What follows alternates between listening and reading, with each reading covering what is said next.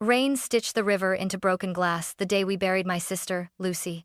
I was still holding the folded program when I saw my dad, Richard Carter, a man who'd spent his life polishing our last name like a trophy, step off the gravel path and wade toward the dark water.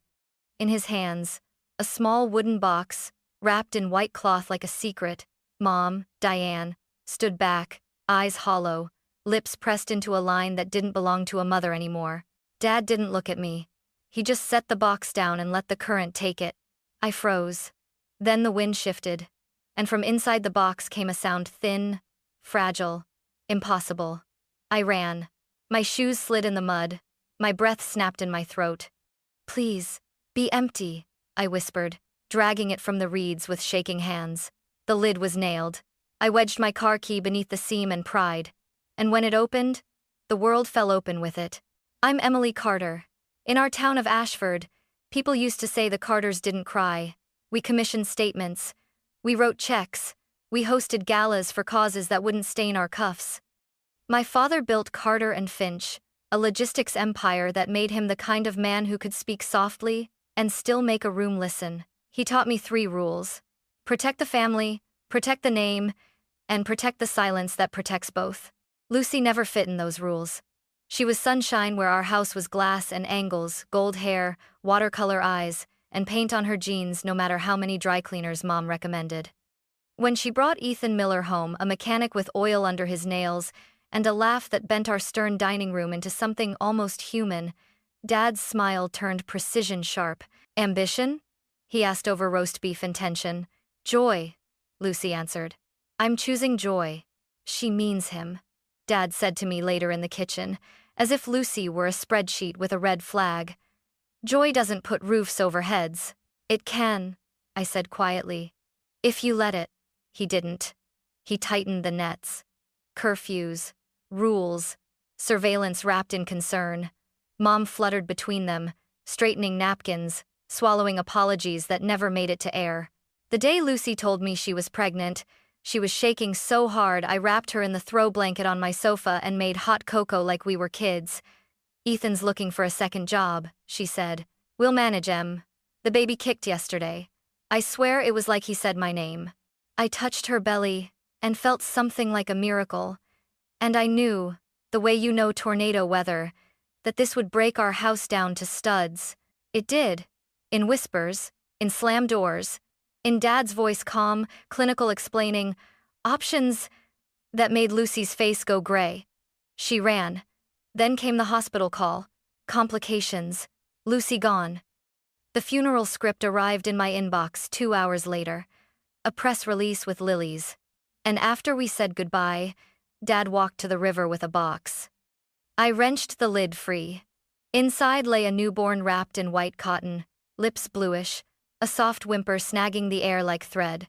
A hospital bracelet circled his tiny ankle. "Baby boy Miller." "Jesus," I breathed. "Lucy." The world went narrow. My hands moved before the rest of me caught up. I stripped off my wool scarf, swaddled him tighter, shoved the box aside with my knee. Hey," I whispered, scooping him to my chest. He was warm but not enough. His breath fluttered like something deciding whether to stay. Behind me, gravel. Footsteps. "Emily," Dad said. No Mr. Carter voice now, just gravel and a rusted hinge. "Give him to me." I turned, heart slamming. "You threw him in the river." He blinked. "You don't understand. Try me." He looked past me to the water, the current tugging at reeds like nervous fingers. "The papers were complicated. The timing. Your sister's choices created a child." I snapped. "A human." Mom's whisper cut the air. "Richard, please." He didn't move. "We can fix this, Emily." "Fix?" I clutched the baby closer. "He's not a stain." Sirens lived in my blood after that. I ran for the car. Mom stepped aside without looking at me. Dad stayed where the mud met his shoes, eyes cold as ledger lines. I drove to Street Augustine's, the only ER that wouldn't ask questions first. The triage nurse, broad-shouldered, tough-eyed, took one look and shouted, "Isolette now!" She asked for the story, and I gave her a version with sharp edges sanded down. "Found him near the river," I said. "Alone." She stared a fraction too long, then nodded, already moving. You saved him. I think he saved me, I said, and realized it was true. They took him. They wrote his name as Baby Carter, because I said it fast, and with a face that said, "Don't argue." I sat in a plastic chair between a vending machine and the future, shaking so hard I spilled coffee down my coat. When the doctor finally came, he said, "Early distress, mild hypothermia, but responsive. He's a fighter." "Of course he is," I whispered. "He's Lucy's." I named him Lucas, not Luke. Lucas, because it sounded like a bridge between Lucy and us. I signed foster papers with hands that had steadied dozens of million-dollar presentations and had never felt this unsteady. I went home to my apartment and learned the choreography of bottles and 3 a.m. Sirens disguised as cries. The first night, I fell asleep on the floor beside the bassinet, one hand inside so he could curl his tiny fingers around mine. When he did, something rewired. On day 3, Dad's car slid to the curb like a verdict. He didn't buzz. He appeared because men like him don't ask for doors. I met him in the hall outside my unit, Lucas, a warm weight against my chest. "Enough," he said, soft, dangerous. "You've had your moment. Give me the child, and I'll handle the necessary arrangements." Arrangements like drowning?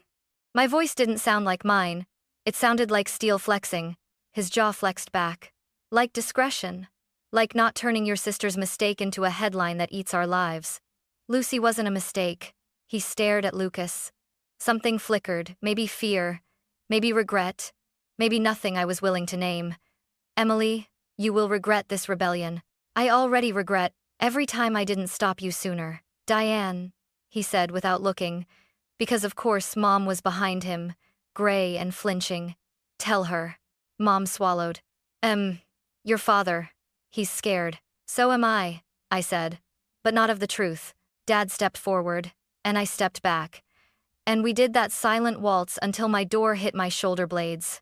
"You can't keep him," he said. "Watch me."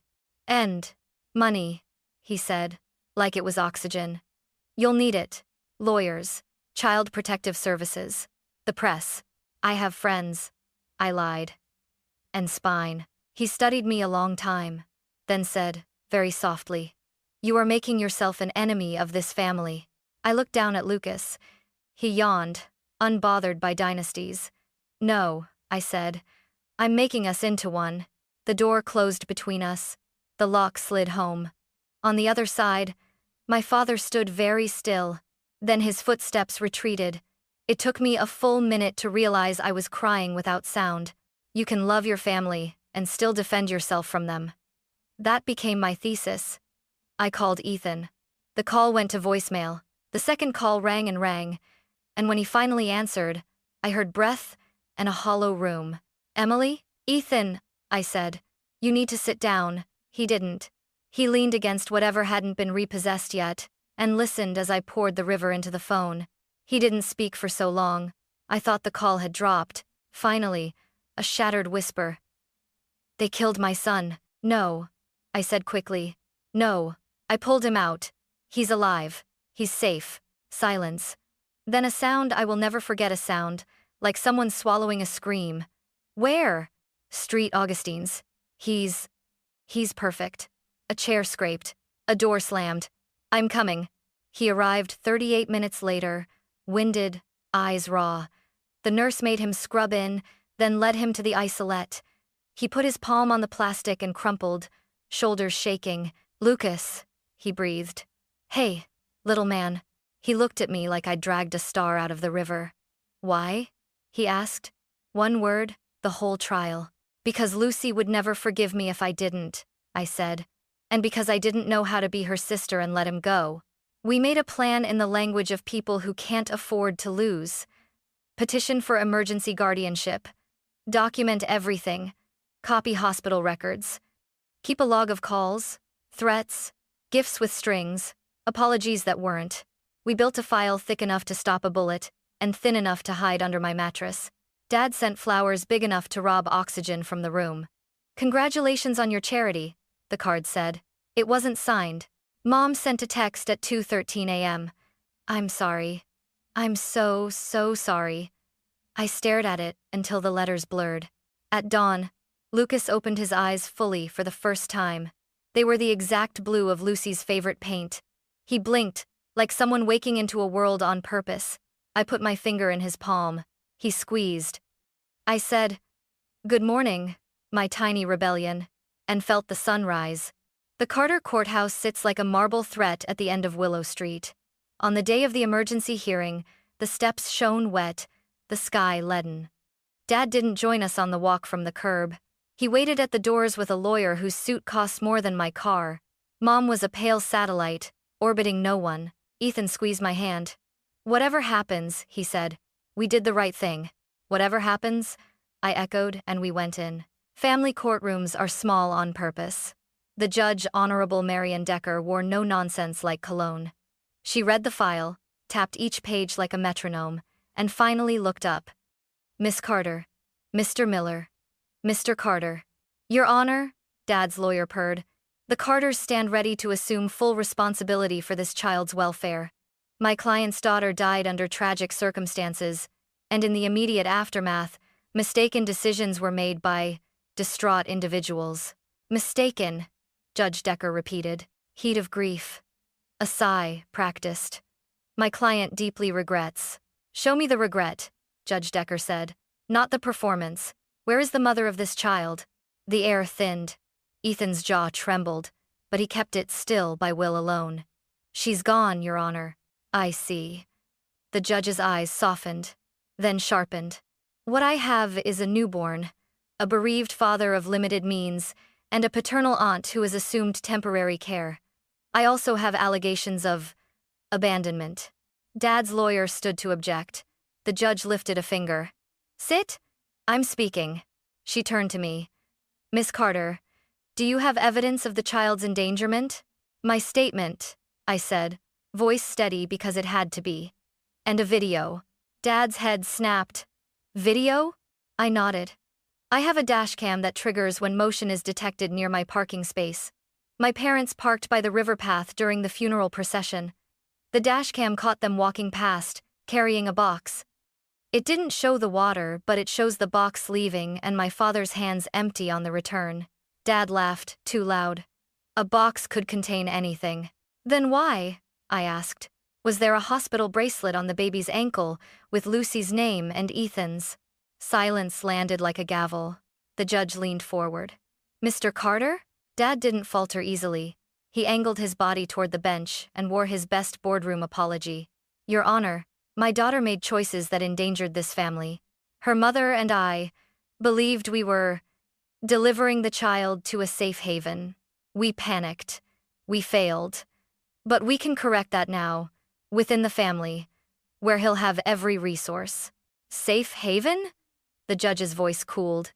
"At a river?" Dad's mouth opened, then closed, like he'd stepped on a story with a hole in it. "Stand," Judge Decker said. He did. The room held its breath. "I am not a woman you can sell narrative to, Mr. Carter. I am a woman who counts facts. Here are mine. A newborn was found in a box in a river. The child's aunt risked her safety to retrieve him. The biological father came forward. The grandparents' actions are in question. The best interest of the child is my only client." She turned to Ethan. "Mr. Miller, can you provide a stable environment?" "I can," he said. "I'm applying for a night shift at the plant. My aunt, she's a retired nurse, has offered daytime care. I'll take parenting classes. I'll take anything. Please, he's my son." "And you, Miss Carter?" "I will support them," I said. "Financially, logistically, every way. We can live as a family if the court allows." Judge Decker steepled her fingers. "And the grandparents?" I looked at Dad. He looked at me like I'd left our name out in the rain. Then, shockingly, Mom spoke. "Your Honor," she whispered, voice barely there. "We were wrong." She looked at me, then Ethan, then the empty place in the room where Lucy should have been. "We were so afraid of losing face that we lost our daughter. I won't lose our grandson." Dad stared at her like a stranger. "Diane?" "No," she said. The gentlest word she'd ever made into a wall.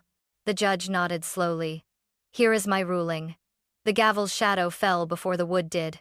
"Emergency, legal, and physical custody is granted jointly to Mr. Miller and Miss Emily Carter, pending a full review.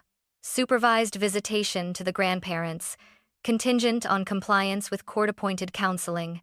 An investigator will visit all homes within 72 hours. Next hearing in 30 days. Dad's lawyer started 4 sentences and finished none. The gavel landed. The room exhaled.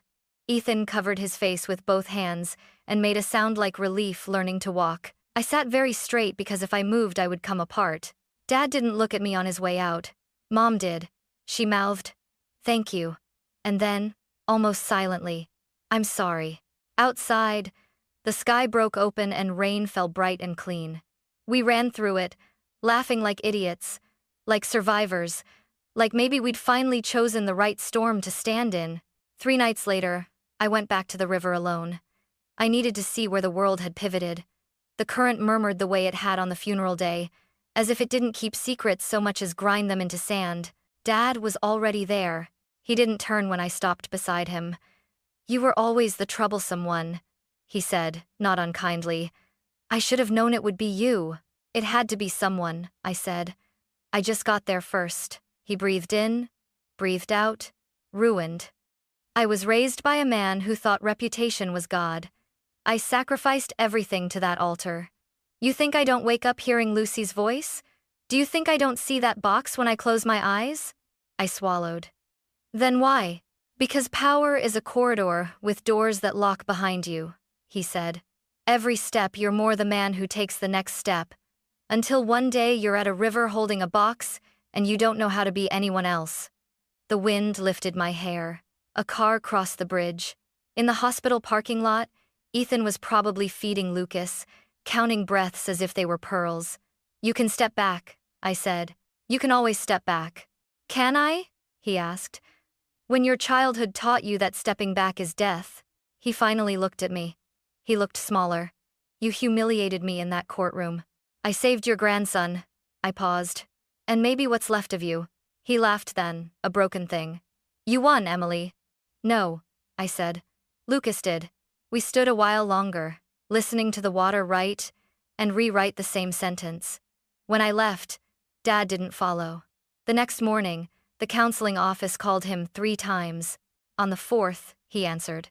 We moved slow and sturdy. Ethan took the night shift at the packing plant.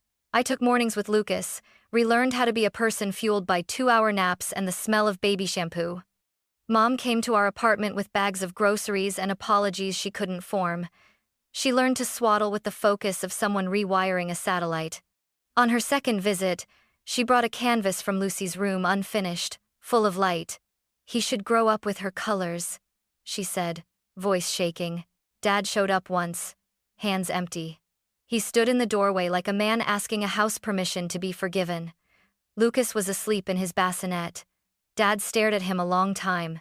Then he cleared his throat and said, "I set up a scholarship in Lucy's name, for girls who want to study art and don't have fathers who can bear it." He swallowed.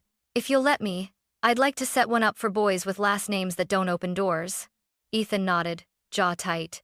"It's a start," Dad nodded back.